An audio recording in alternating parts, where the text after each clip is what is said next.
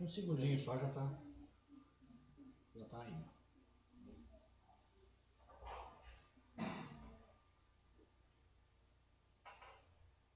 Ok. Ok, fica. Tá ouvindo. Boa noite, irmãos. Graças e paz. Amém. Vamos colocar de pé, vamos orando. Iniciar o nosso culto.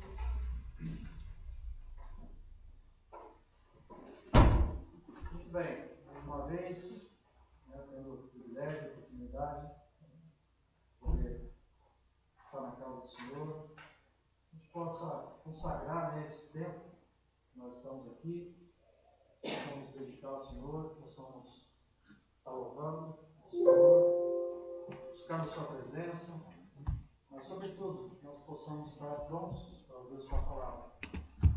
E, para iniciar, vamos estar tendo um momento de oração, pedindo que o Senhor nos dirija, que o Seu Santo Espírito possa nos dirigir, que nós possamos não só sairmos melhores daqui, que nós possamos sair daqui com a disposição de ouvir a palavra, guardar no nosso coração. Amém? Pedir para a irmãneide fazer essa oração, colocando Jesus.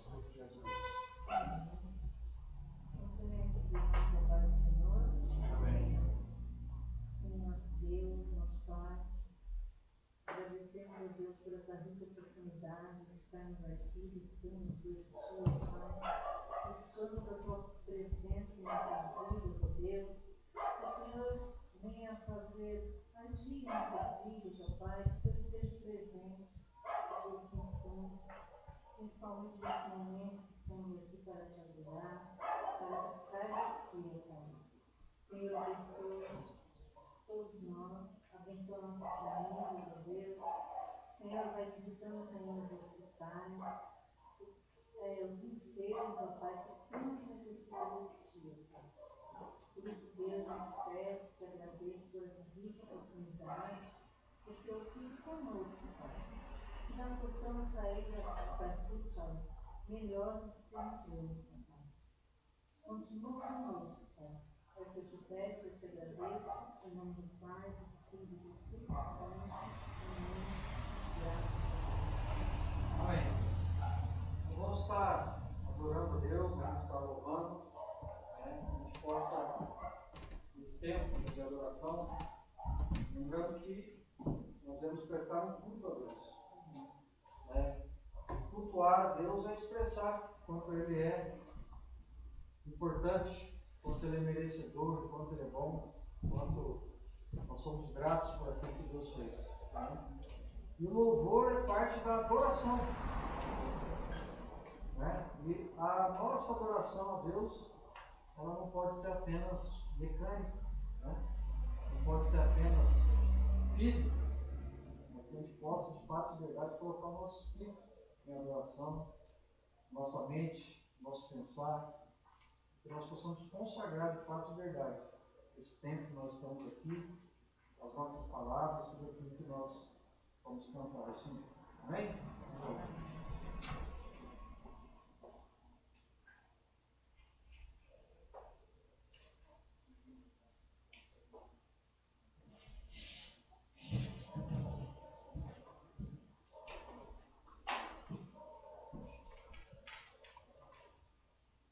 Da graça e paz, irmãos. Nós já cantamos esse louvor aqui já algumas vezes. É um louvor não muito difícil, né? E é legal que aí a igreja vai interagindo cada vez mais e a gente vai ficando cada vez mais de acordo com o que o presbítero Ricardo está falando. A gente tem que adorar em espírito e em verdade, né? E esse louvor é legal a gente cantar com o nosso coração, né?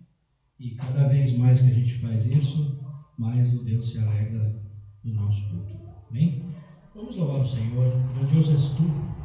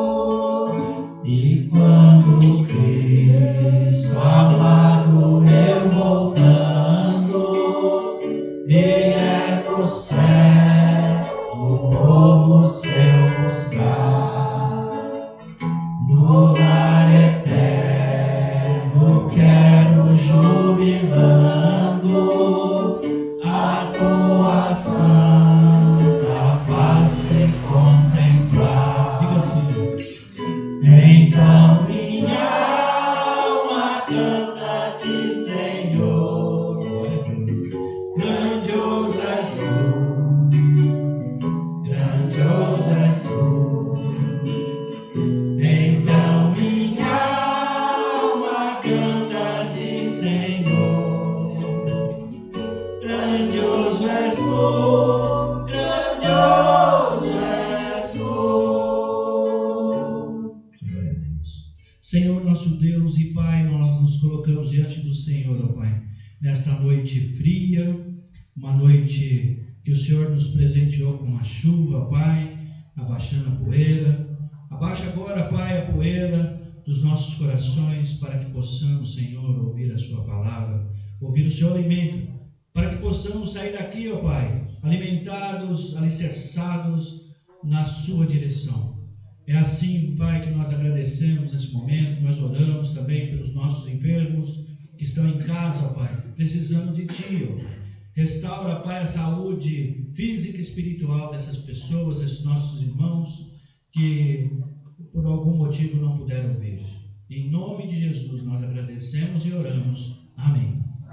Irmãos, nós vamos louvar o Senhor, uma canção em espírito. Espírito enche meu ser. É um louvor muito legal, né? Você conhece? Já ouviu? Aí, vamos louvar o Senhor. E lembrando que nosso irmão lá em Pernambuco também está assistindo o culto e está compartilhando. E você que está assistindo tem outra forma de você contribuir compartilhando, tá bom? Vamos louvar o Senhor. Espírito enche a minha vida.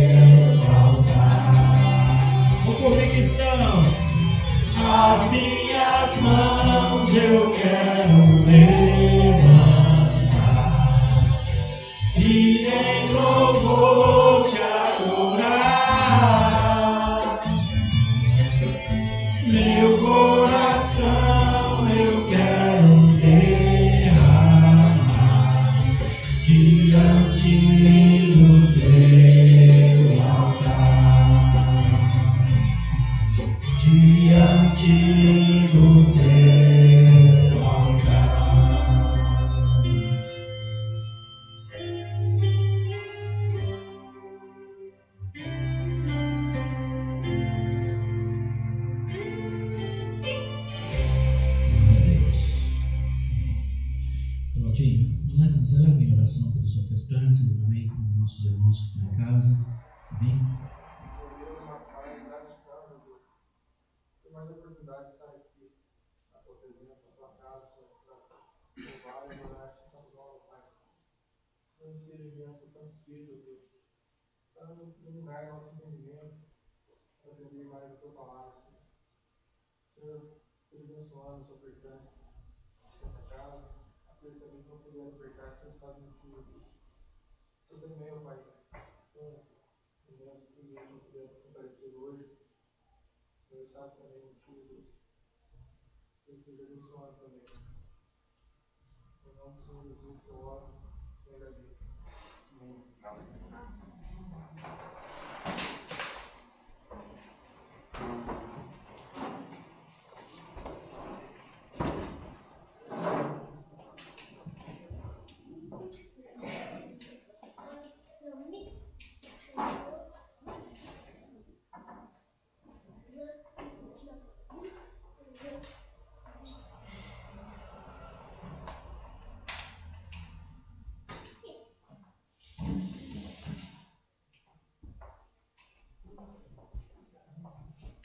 Bem, irmãos, abra, livrei a sua Bíblia, Evangelho de João, capítulo 8,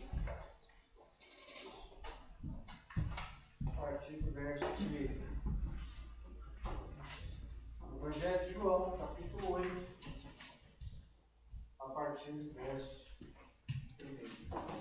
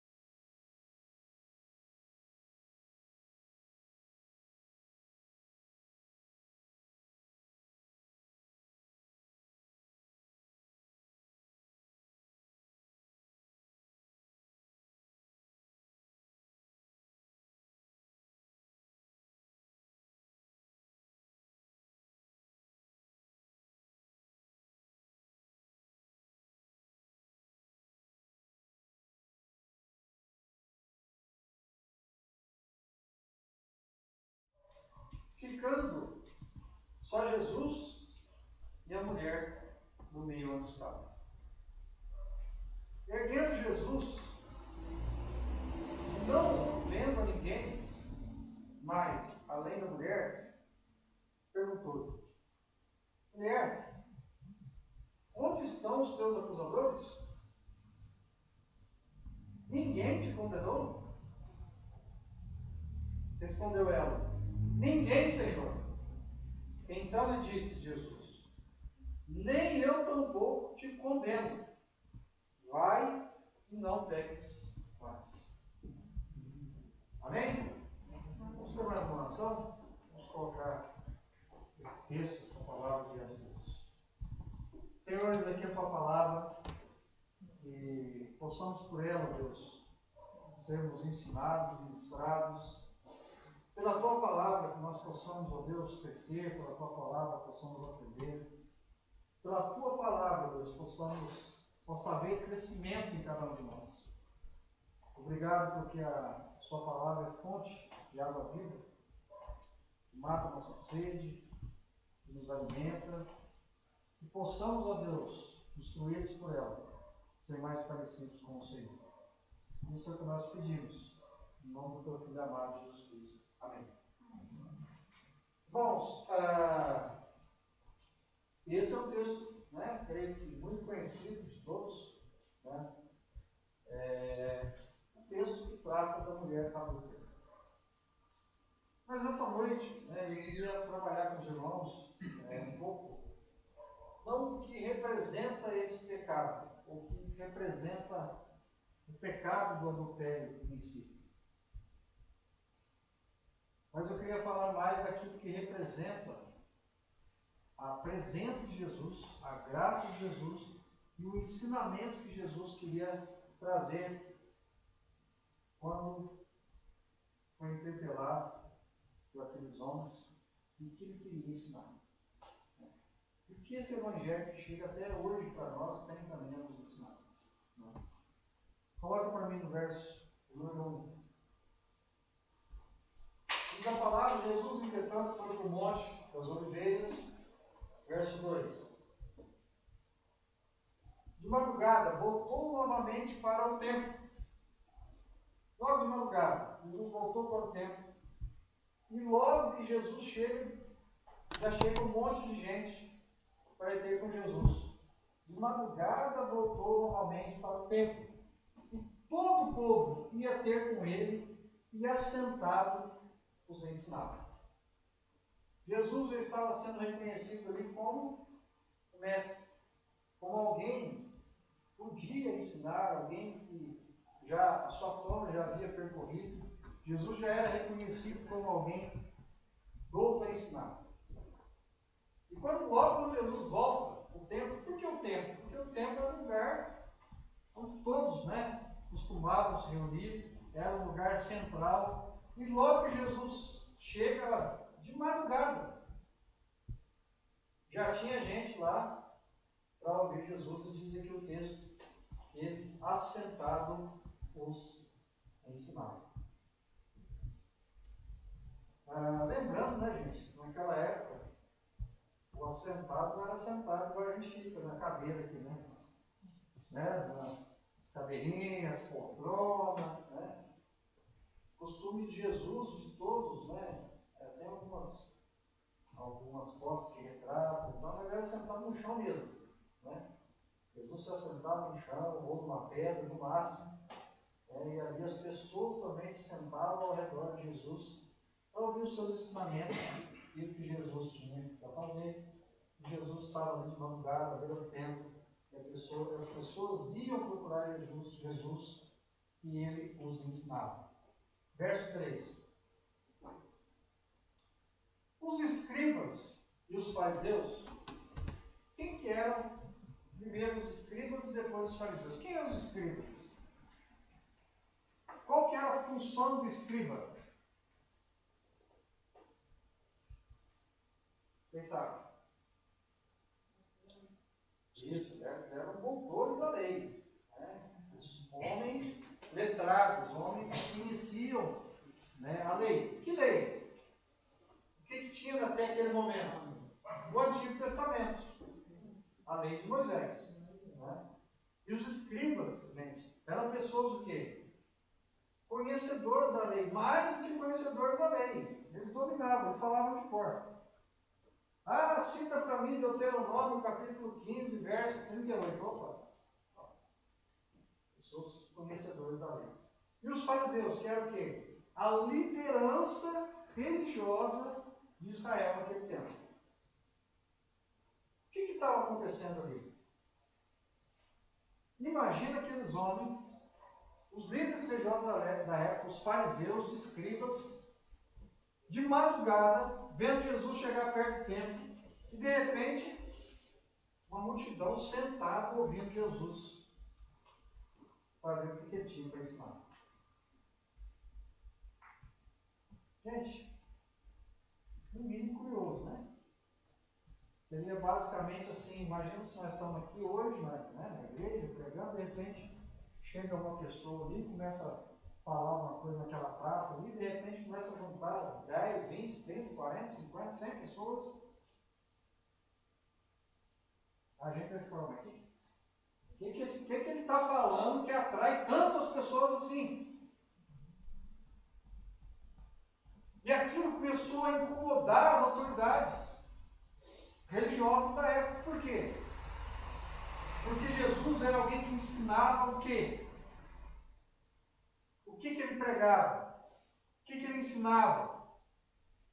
Tudo aquilo que, naquele momento, colocava em xeque os ensinamentos dos fariseus e dos escribas. Ele confrontava a religiosidade, ele confrontava o sistema, e ele apresentava o quê? Algo novo da parte de Deus. Porque Jesus era o novo de Deus, ele era o Messias. E todos os livros, todas as profecias do Antigo Testamento apontavam para quem? Para o novo, para Jesus. O renovo. Aquele que ia pôr fim ao quê? A lei. Aquele que ia fazer da lei apenas um aio. Aquele que ia fazer da lei apenas algo que apontava para o que era mais importante, a graça. Só que tudo isso tinha que ser confrontado por eles, por quê? Porque eles não reconheciam em Jesus o Messias. E para ele, aquele homem ali, falando, sentado na beira do templo, era o quê? Um falso profeta, um alvoroçador, alguém que estava desviando a fé das pessoas, alguém que estava pregando algo contrário a tudo aquilo que eles ensinavam, que era o domínio que ele tinha sobre as pessoas. E aí então, conhecendo e sabendo quem era Jesus, eles começaram a ficar muito incomodados. E a ideia aqui foi o seguinte: vamos colocar ele numa situação difícil. Vamos ver como que ele se sai dessa situação. E o que eles fizeram? Trouxeram à sua presença uma mulher surpreendida em adultério, e fazendo-a ficar de pé no meio de todos. Está lá Jesus ensinando, ao mesmo tempo, todo mundo ouvindo o que Jesus tem para falar. De repente eles vão lá, trazem uma mulher pega em flagrante adultério. O que acontecia naquela época? Qual era a lei para o adultério? Apedrejamento. Isso era o que determinava a lei. E qual que era a situação ali? Eles pensaram, bom, agora a gente vai colocar para ver o que ele vai falar. Porque ele não vai ter saída. Se ele não fizer nada, as pessoas que conhecem a lei, a palavra de Deus, vão dizer que ele está sendo conivente. Se ele concordar com a morte, ou com o apedrejamento dessa mulher, vai ser muito complicado, porque ele prega o contrário disso. E já existia uma resistência grande naquele momento quanto a esse tipo de pena. Não era todo mundo que concordava com essa pena.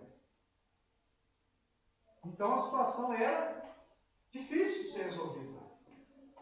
E foi a maneira que eles encontraram para colocar Jesus numa situação difícil diante do povo. Não diante deles, mas diante das pessoas a que Jesus estava ensinando e falando a respeito de Deus. Verso 4.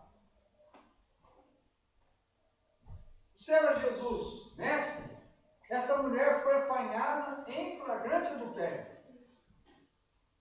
5. Se na lei nos mandou Moisés, que tais mulheres sejam apedrejadas. Tu, pois, dizes, o que você tem para dizer para nós? Como é que vai ficar agora a situação dessa mulher? 6. Isto diziam eles, tentando. O que eles estavam fazendo? Tentando Jesus. O intuito ali não era punir a mulher. Eles não estavam preocupados com a mulher. Adultério, se não desce, se está viva, se está morta, se vai viver, se vai morrer, se vai preso. A preocupação ali não era isso, nem o pecado. A questão ali era o quê? Tentar Jesus. Diziam eles tentando para terem de que o acusar. Acusar de quê? Ou de conivência, ou de alguém que apoiava a morte de uma pessoa. Ou ele estaria sendo conivente com o pecado, ou ele estaria levando alguém à pena de morte. Uma situação difícil. Mas Jesus, inclinando-se, escrevia na terra com o dedo. Perguntaram para Jesus, colocaram Jesus à prova, né? Gente,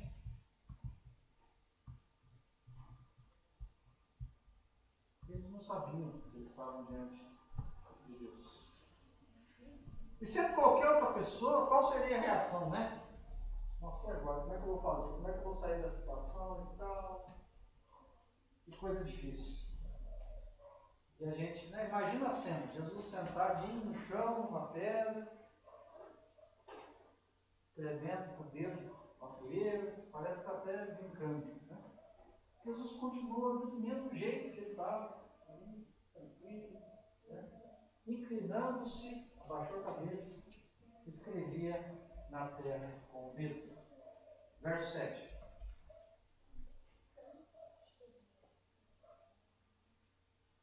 Como insistisse na pergunta, Jesus levantou e lhe disse.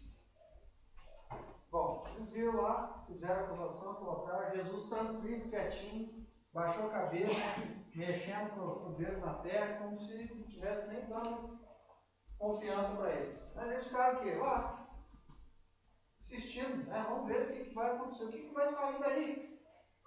Jesus se levantou, se pôs de pé e lhes disse: aquele que dentre vós estiver sem pecado, seja o primeiro que lhe atire pedra.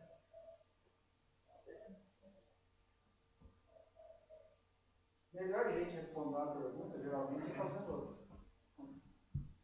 Viu, gente? Existe essa prática aí, e aqui Jesus fez isso muito bem.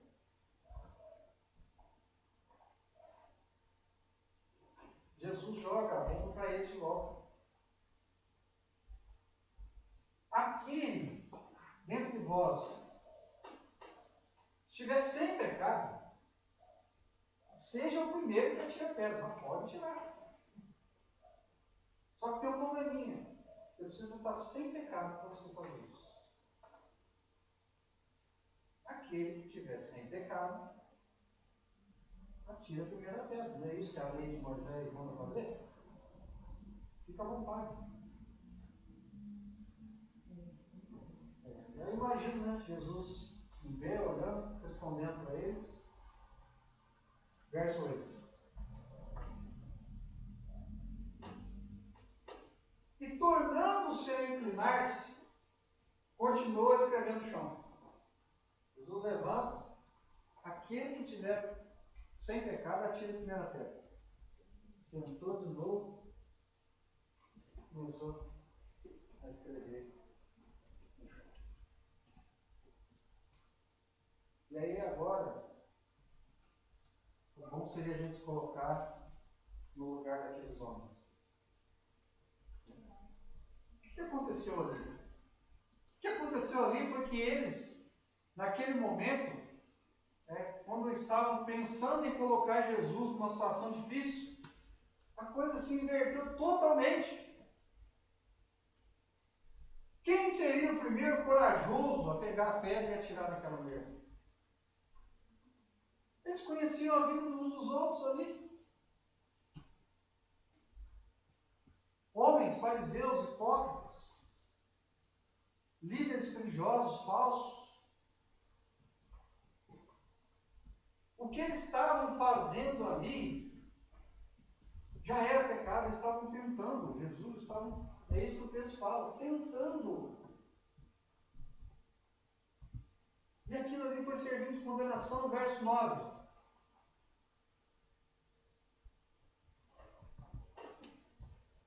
Mas ouvindo eles essa resposta, e acusados pela própria consciência, não precisou Jesus falar nada. Cada um foi olhando para a sua própria vida, para a sua própria consciência. Foram-se o quê? Retirando um por um. A começar pelos mais velhos até os últimos. Por que será que foram os mais velhos?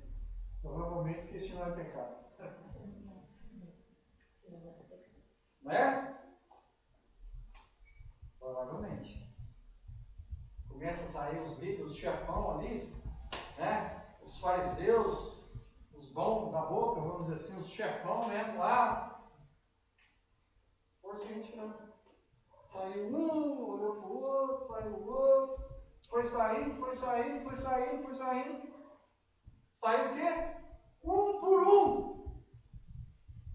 Nenhum deles, condenados pela sua própria consciência, foi capaz de se considerar sem pecado diante daquela mulher. A sua própria consciência condenou. E a começar pelos mais velhos até os últimos, ficando o quê? Só Jesus e a mulher no meio onde estava.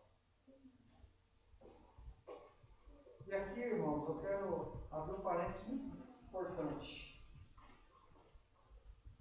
Aqueles homens que usaram aquela mulher com o propósito de acusar Jesus, de colocar Jesus à prova, nem imaginavam que ele estava fazendo algo tremendo.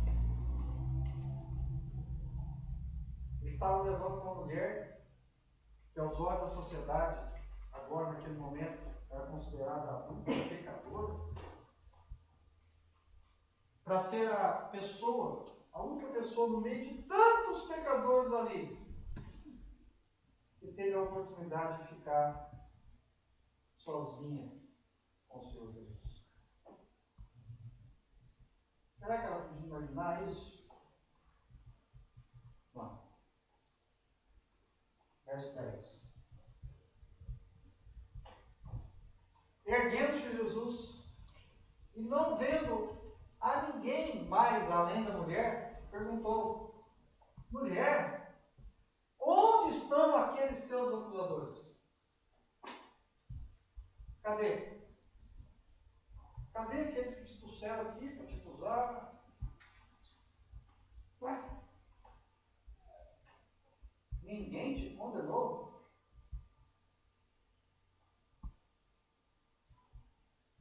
Que era condenação na época? Gente, a condenação ali não era religiosa. A condenação ali era civil. Era legal. Ah, estão matando a mulher, estão pedrejando. Não, era adulto, então beleza. Era legal. Então, o que estava acontecendo ali? Jesus olha para cima, cadê? Esses homens não foram capazes de cumprir a pena. Eles não foram capazes de condenar a morte ou de fazer aquela mulher ser levada à morte. Algumas coisas, irmãos, é importante a gente entender aqui. Jesus, naquele momento, ele não reivindicou a sua autoridade. Você viu? Qual foi a resposta de Jesus para ela? Verso 11.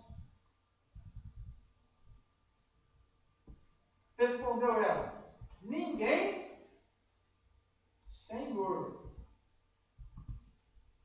Ninguém, Senhor. Então lhe disse Jesus: nem eu tampouco te condeno. Vai no pequeno. O que Jesus está dizendo aqui? Nem eu tampouco te condeno. Será que Jesus está sendo conivente com o pecado daquela mulher? Não. Ele estava dizendo ali que a condenação pela qual ela talvez legalmente fosse justo sofrer, ele não era a pessoa, não era o líder, não era a autoridade ali responsável por isso. Só quando Jesus, porque eu já vi muitas pessoas citar esse texto, nem eu te condeno, Jesus não me condena. Não, peraí, esse texto não está falando disso. Jesus condena no sentido de responsabilizar as pessoas pelos seus pecados. Cada um é responsável pelo seu pecado. Mas esse texto aqui está falando de condenação judicial. Eles não te condenaram à morte, nem eu te condeno. Agora, aqui vai aquilo que é mais importante. Vai e não peques mais. Esse é o ensinamento de Jesus. Esse era o grande ensinamento de Jesus. E usando esse texto, irmãos, quando Jesus, ele considerou aqueles homens acusadores. Aqueles homens, sim, naquele momento, eram dignos de acusação, de condenação.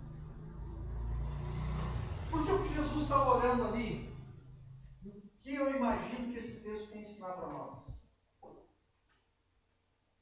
Primeiro, Jesus conhece o coração de cada um de nós.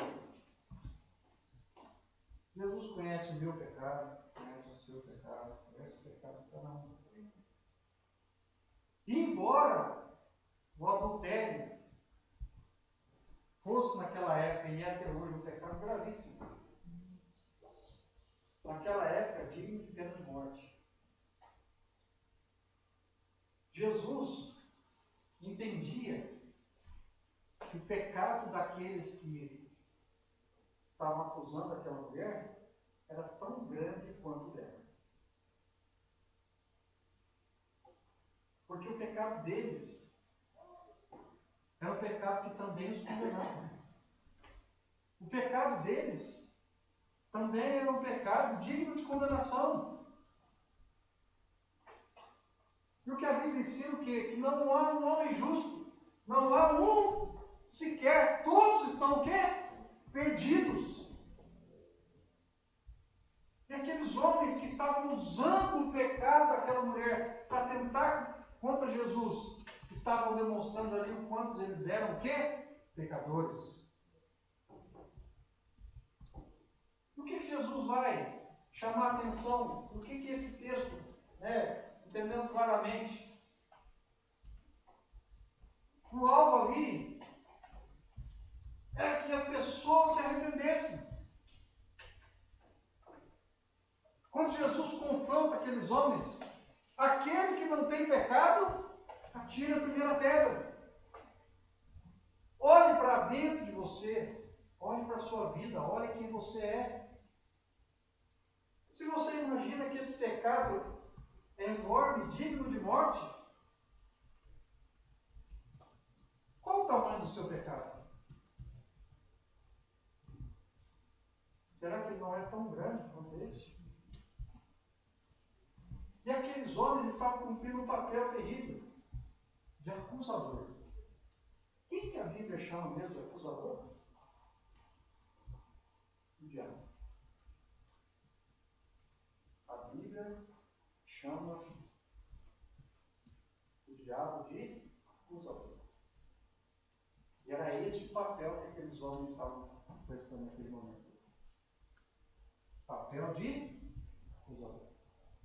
Mas Jesus estava cumprindo o quê? O papel pelo qual ele veio esse mundo. Daquele que, de fato, de verdade, estava escrevendo o quê? O arrependimento. Vai e não peques mais. Para aqueles homens, a pena do pecado era a morte. Para Jesus, o pagamento por aquele pecado era arrependimento. E como consequência do arrependimento, a vida. Porque aquele que se arrepende dos seus pecados, confessa os seus pecados diante de Jesus.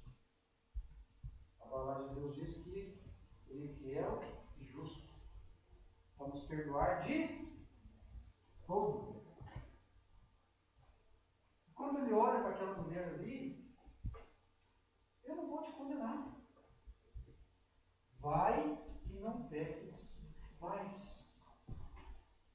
Irmãos, a Bíblia é muito clara quando ela fala de nos arrepender, de reconhecer quem nós somos, de tirar a trava, ou a trava do nosso olho, enquanto a gente aponta o cisco no olho.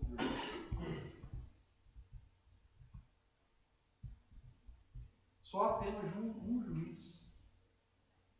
E é a ele que nós vamos prestar conta. Não o outro, mas nós mesmos. E o que Jesus queria ensinar nesse texto, que ele quer ensinar para nós? Olhe para você. Olhe para a sua vida. Acerte a sua vida com Deus. Reconheça que você é um pecador. Eu vou citar aqui alguns textos bem rapidinho, onde a Bíblia é clara em dizer, em reconhecer, que o papel de Cristo, quando veio a esse mundo, foi justamente esse. De dar a cada um de nós, pecadores, falhos, mortos pelos nossos pecados e delitos, o quê? A oportunidade de nos arrepender e não pecar mais. De não sermos escravos do pecado.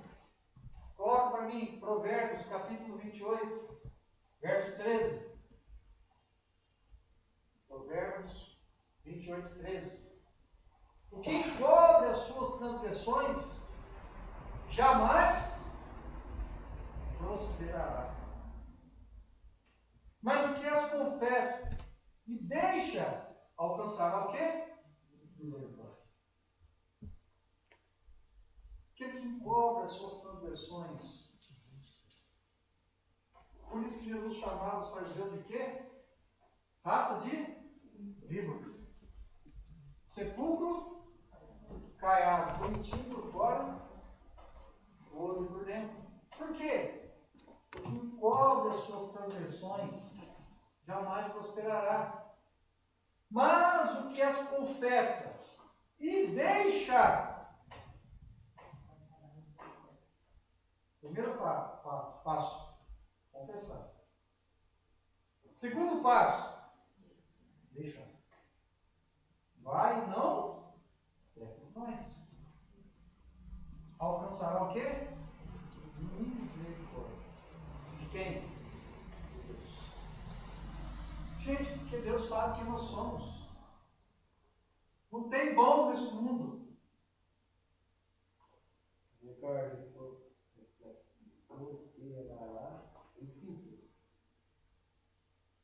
que é ser próspero? Prosperidade tem a ver com, nesse caso aqui, né? Esperança. Né? O que encobre as suas transgressões jamais prosperará. Nada vai dar certo. Por quê? Porque ele está sob jugo. Que jugo? Do pecado. O salário do pecado é o quê? Morte. Não tem esperança. uma plantação.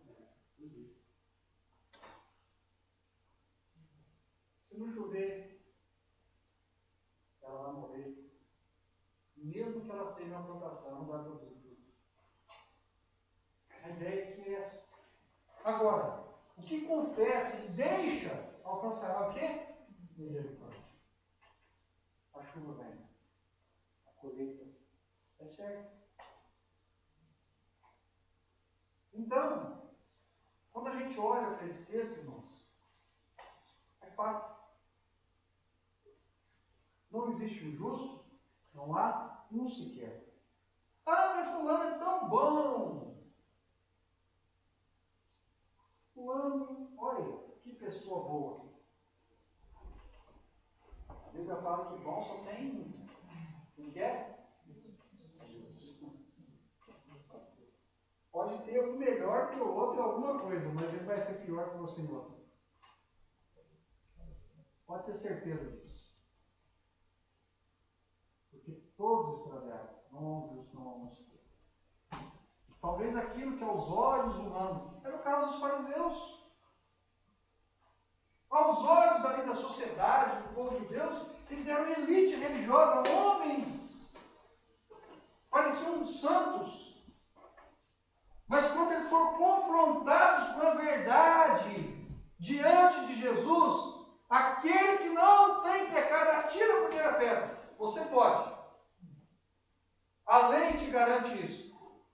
Você não vai pecar. E diz o texto que pela sua própria consciência eles foram o quê? Saindo num tour. Porque quando eles olharam para dentro de si, porque para eles mesmo não tinha como esconder, eles viram que eles eram tão pecadores quanto aquela mulher. E foi pego em adultério. Por quê? Porque eles não encobriam as suas transgressões. Davi fala lá, não vou nem citar esse texto, Salmo 53, 51. Enquanto eu não confessei os meus pecados, os meus ossos ficaram enrijecidos.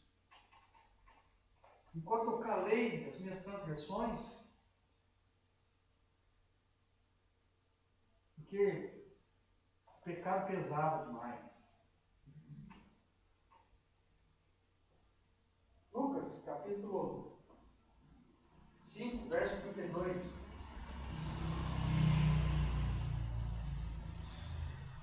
Jesus diz, não vim chamar justos. E sim o quê? Pecadores ao... Gente, Jesus não veio para pegar os bonzinhos que não tem. Ele quer falar, eu vim para os doentes, eu não vim para os sãos. Doente não é enfermidade física. Doente que ele estava falando lá não é enfermidade física.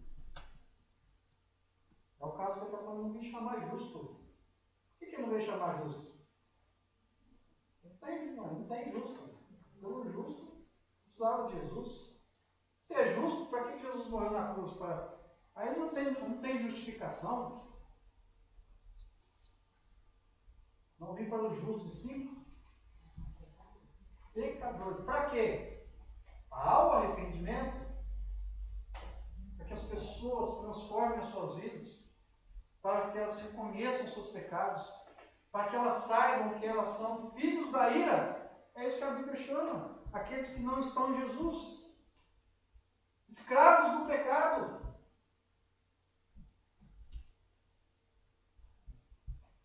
João.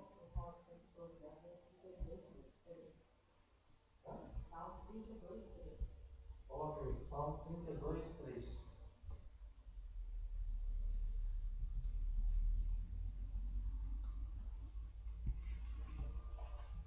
Enquanto calei os meus pecados, envelheceram os meus ossos pelos meus constantes gemidos todo dia. Enquanto eu calei os meus pecados, enquanto eles não foram colocados diante de Deus, envelheceram os meus ossos. É derrota. Não é que ele foi ficando mais velho por causa disso. Mas é porque cada dia aquilo era mais pesado. Aquilo ficava mais duro.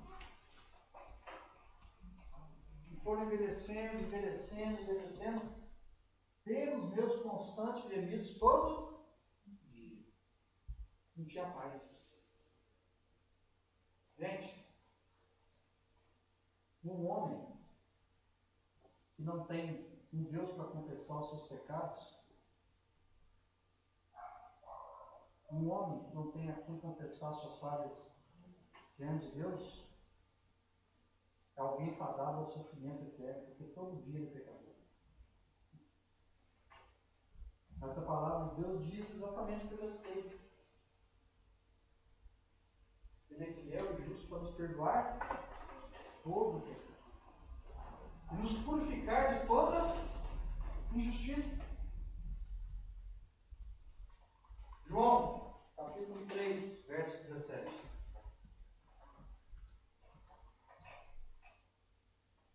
Porquanto Deus enviou o seu Filho ao mundo, não para que julgasse o mundo, mas que o mundo fosse salvo por ele. Que salvo por ele? Porque Jesus, naquele momento que ele estava diante de uma mulher de flagrante adultério, ele, como Deus, como autoridade, ele podia. Não, é isso mesmo. Mas Jesus veio a esse mundo, irmãos, não foi para julgar os pecadores. Ele veio para salvar os pecadores. Para dar a oportunidade a todo aquele que crê em Jesus como Salvador deste mundo, para que não fosse mais condenado. Agora tem um detalhe muito importante. Jesus veio no mundo uma vez. Esse foi o propósito dele, na primeira vez, salvar o mundo. Ele vai voltar a segunda.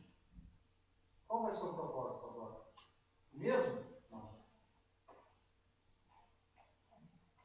Ele veio como cordeiro. Cordeiro de Deus que tira o pecado do mundo. A sua primeira vinda foi como cordeiro, agora a segunda vinda vai ser como o leão. Leão da tribo de Judá. E agora sim, ele vai para vir para julgar as nações. Eu preguei arrependimento. Eu ensinei. Eu mostrei o caminho. Eu sou o caminho, a verdade e a vida. Ninguém vem ao Pai senão por mim. Arrependam-se dos seus pecados. Eu morri na cruz, eu paguei. Eu fui o cordeiro oferecido como propiciação pelo seu pecado. Você não creu? Não. A Bíblia diz que é condenação. E a conta vai ter que ser acertada na hora. Por quê? Porque Deus é mau? Não, porque Ele é justo. Não é porque Ele é mau, é porque Ele é justo. Porque Ele é justo, Ele vai separar o joio do trigo. Os que creem, os que entenderam, os que buscaram, os que se reconciliaram, os que se arrependeram, os que transformaram sua vida. Porque essa é a justiça de Deus.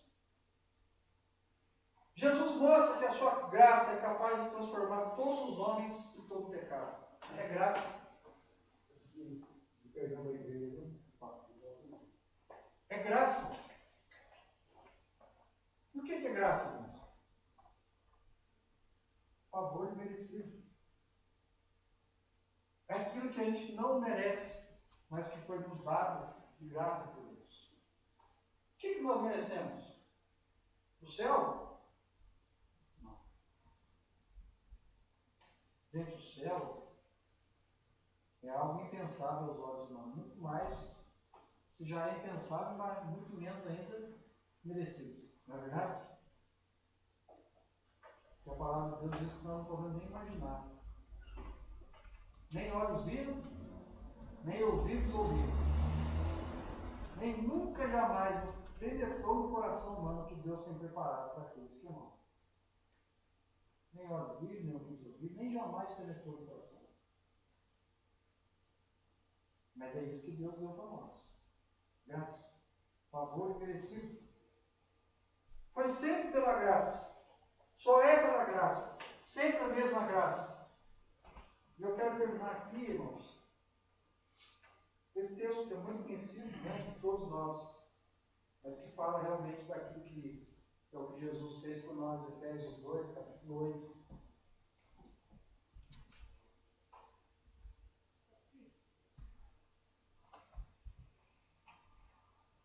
A nossa salvação é o quê? Pela graça. Por isso que não é por mérito. Porque não tem um melhor que o outro. Aquilo que eu faço de bom, que você faz de bom, que qualquer um de nós pode fazer de bom, não nos credencia ao céu. Porque se for pôr na balança, o negócio vai ficar bem para baixo. Porque o ser humano, mal, os preceitos do homem carnal é mal. Mas aqueles que nasceram de novo, aqueles que olham para Jesus, aqueles que reconhecem a graça, aqueles que reconhecem o amor de Deus por nós através de Cristo, aqueles que aceitaram essa reconciliação proposta por Deus através de Cristo, aqueles que reconhecem as suas falhas, aqueles que não querem ser melhores que os outros, aqueles que reconhecem de fato e verdade que sem Deus nós não somos nada. Graça. Porque pela graça sois salvos. Mediante o quê? A fé. Creia nisso. Entenda isso. Viva isso. Mediante a fé. Isso não vem de vós, é dom de Deus. 9. Não de obras, para que ninguém se glorie. Sabe por que a salvação não é por obras, irmãos? Porque senão a gente ia ser igual os escribas do fariseus do texto aqui no verso. Eu sou, eu posso, eu conheço, eu acuso. Esse é o ser humano. Mas Jesus mostrou lá. O que importa não é o pecado que você comete,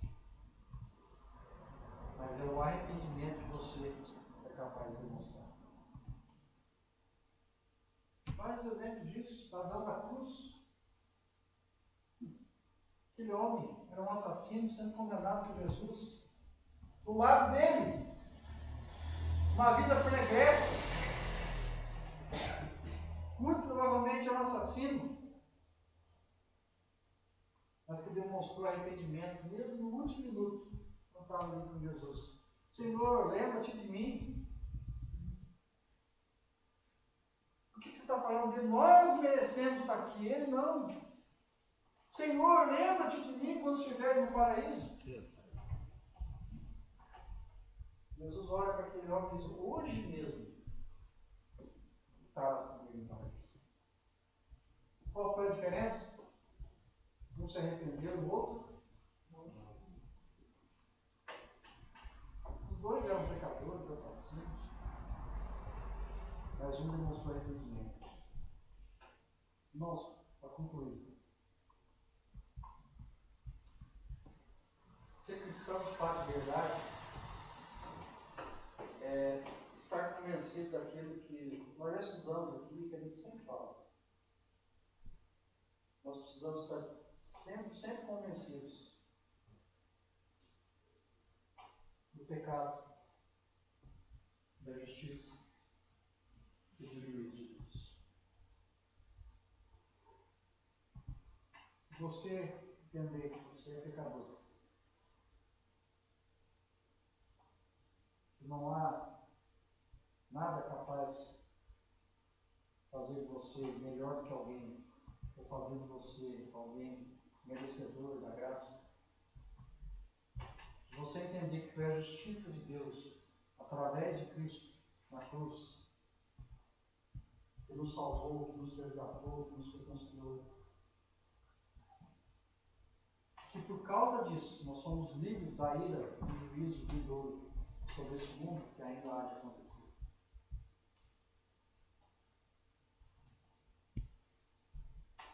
É isso que precisa estar dentro de nós, no nosso coração. E o mais importante de tudo é entender que nós cremos em Cristo, em Deus, e sabe quem nós somos. Conhece Deus, o seu coração, conhece as nossas falhas, os nossos pecados, mas mesmo assim, Deus decidiu o quê? Porque Deus amou o mundo, esse mundo mesmo, pecador, falho, perverso, de tal maneira que Deus seu Filho unigênito, para que todo aquele que nele crê, nessa obra, não pereça, mas tenha vida. Mesmo sabendo de tudo. Por isso que a Bíblia fala, né? Por alguém bom, pode ser que alguém se anime a morrer, né? Mas e pelos maus? Quem se anima a morrer? Jesus Cristo. Morreu por mim, por você. A Bíblia fala, me chama de inimigos de Deus. E Jesus se animou, se entregou, se ofereceu em Cordeiro de Deus por cada um de nós.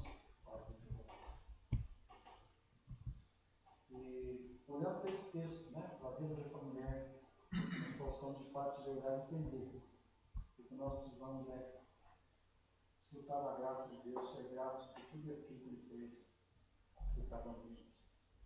Amém, irmãos? Amém. Vamos ficar de pé, vamos orar?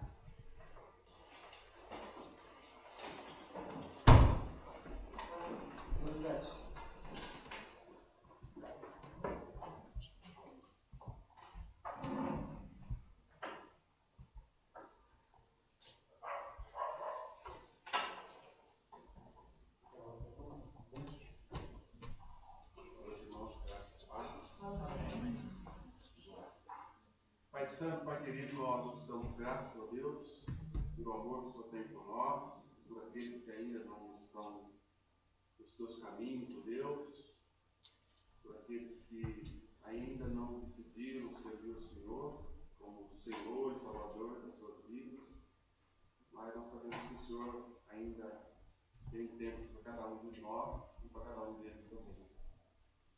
O Senhor continua derramando a tua graça, teu favor sobre nós, nos ajudando, que o Santo Espírito do Senhor nos ajude, ó Deus, para que cada vez mais nós possamos afastar do pecado, ó Deus, chegar mais diante de Ti, o teu grande amor, ó Deus, porque o Senhor tem cuidado de nós, o Senhor tem nos abençoado, tem nos fortalecido. Para nome do Senhor, ó Deus, para que o Espírito Santo do Senhor nos ajude, ó Deus, cada vez mais nós estarmos lendo, ouvindo, pregando a Tua Palavra, Deus, e acima de tudo obedecendo a Tua Palavra, Deus, praticando dia a dia nas nossas vidas. Cuide de nós, nos dê força, sabedoria, para que nesses dias tão difíceis, ainda que nós estamos aqui nessa terra, nós possamos adorar o Senhor na Tua beleza e na Tua santidade. Perdoa, Deus, nossos pecados, nossas falhas, nos dê uma noite de descanso do Senhor.